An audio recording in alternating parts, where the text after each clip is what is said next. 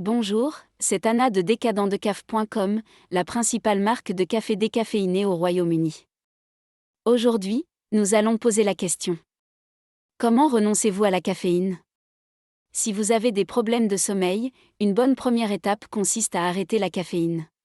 Le fait est que la caféine bloque les neurotransmetteurs du sommeil, qui sont les produits chimiques calmants que votre corps fabrique pour vous rendre somnolent.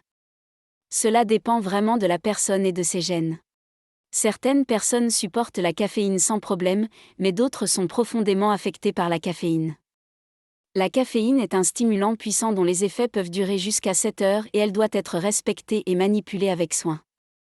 En effet, pour les personnes qui prennent des contraceptifs oraux ou d'autres médicaments, les effets de la caféine peuvent durer encore plus longtemps car la caféine interfère avec les rythmes de régulation naturelle du corps et son utilisation chronique peut affecter la qualité du sommeil.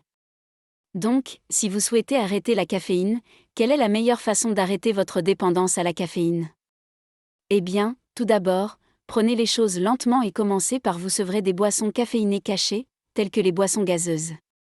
Jetez un coup d'œil à une canette de boissons gazeuses et vous serez surpris de constater que la caféine est répandue dans de nombreuses boissons célèbres. Aussi, les boissons énergisantes sont évidemment à proscrire. Enfin, le chocolat contient aussi souvent de la caféine, alors faites attention. Mais, comment arrêter de boire du thé et du café? La meilleure méthode éprouvée consiste à réduire progressivement votre consommation de café et de thé par petites étapes, afin de ne pas provoquer de symptômes de sevrage, notamment de longs maux de tête et de la fatigue. Le thé et le café décaféiné, ainsi que les tisanes, peuvent aider car ils aident à remplacer la consommation habituelle de café, surtout le matin. Combien de temps dure ce processus? Eh bien, voici un exemple de plan de 7 jours pour devenir sans caféine. Jour 1, aujourd'hui, prenez votre quantité habituelle de café et de thé. Jour 2 à 4, mélangez votre café ordinaire avec 50% de décaféiné. C'est ce que nous appelons half-caf. Jour 5 à 6, prenez un mélange de 25% de café ordinaire et 75% de décaféiné pour ces jours-ci. Jour 7, commencez à boire du thé ou du café pur décaféiné. Semaine 2, continuez à boire du thé ou du café pur décaféiné.